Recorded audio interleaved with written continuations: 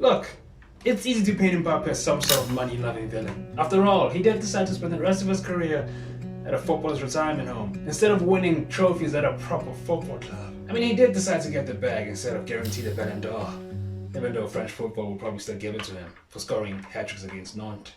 I mean, I can do that. I mean, he did decide to stay at a team that relentlessly borders the Champions League, no matter who's playing for them, instead of joining a team that wins it all the time, without even trying. But hey, what if I told you that Mbappe was not just staying for the money? What if I told you that he's not just having a song when he says he's staying for a footballing project, and that there actually is a footballing project, and that behind the scenes, PSG are cooking up something revolutionary? And if it doesn't work, and it all goes to shit, they don't win the Champions League, which is very likely. By the time his contract expires, he'll still be only 26 with 8 years left of his prime, and he can build that legacy at whatever club he wants to.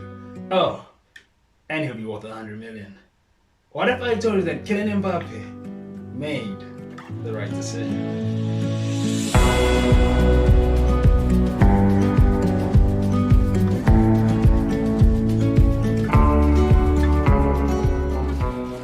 Si je peux me permettre, tu sais pas où tu seras dans 3 ans. Moi je sais pas. Peut-être toi aussi, mais moi je sais pas. This sounds like a lot of pressure, I admit. How is it that the club that spent the most money in world football for the last 10 years and keeps serially bottling the Champions League, and all of a sudden they've got a sound footballing project? I mean, they're just like Man City. Dominate their respective leagues by pumping oil money and outspending the competition. Play dazzling football throughout the years. Well, that's true for one of them. PSG, well, they've got Messi. Who am I kidding? The guy's not the same. Lukaku's got more goals than him, and he hates the club he's playing for. And both clubs serially bottle the Champions League. But at least with Manchester City, it feels inevitable. Because they have a plan, a sound structure that keeps acquiring the best players, and they've got a world-class manager who will eventually break their curse. Whilst PSG, well, they don't know what they're doing. Until now. Luis Campos.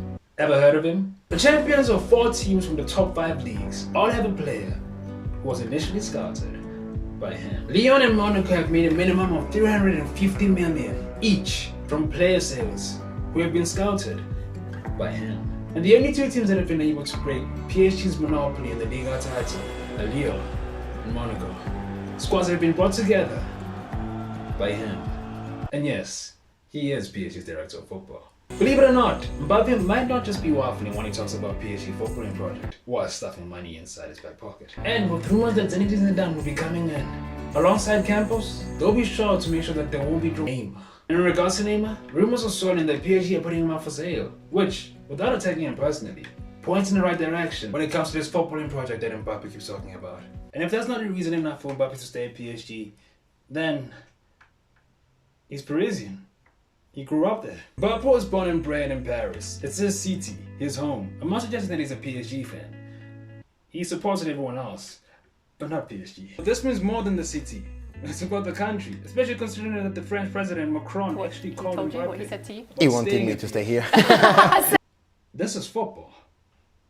Why should it matter? Surely he's got bigger things to worry about. The opportunity to bring back the first Champions League to the French capital. The first Champions League in France since 1993 with Marseille. By the way, Mbappe wasn't even born yet. Cannot be overstated. It's etching your name in history forever. That's statue material. Although this oil club's not really good at statues, they might end up putting on a Real Madrid player instead. If that doesn't work, if PSG keep flopping the Champions League and is left with nothing but multiple Liga titles at the end of his contract, then hey, at least it's worth 100 million. Footballers usually get life-changing money. Most footballers nowadays get generational one, enough money to feed their great-grandchildren. Mbappe has got enough money to start his own country with a respectable GDP. The New York Times suggests that at the end of 2025, it will be somewhere in the range of 200 million. No player in the history of world football has ever made that money directly from a football club. They've all had to get it through endorsements and sponsorships. Mbappe will still get endorsements and sponsorships. And he's still gonna get 200 million from PSG. And if the ridiculous rumors are true that he's got some sort of voting, veto power and decision making, then mate, they gave you a fucking football club. And that's the point. For all the people who criticize Kylian Mbappe and say that he's no different from all the players who throw away their legacy for money by joining PSG, And think about this. This is not a Messi or Remo situation that goes to the club to essentially retire. It's not even a Neymar situation who's going in his prime to retire. This is a 23-year-old on a 3-year contract. By the time his contract expires, he'll be worth 200 million. More importantly, he'll be on a free. The freedom to choose any club to build a legacy at and win Champions League titles. My guy can have 2 Toni Kroos lookalike statues. Take that, Aguero. He'll be in his prime with about 8 to 10 years left to build his legacy. All this while serving his city, his nation. Oh, and also the 200 million. That's a lot of money.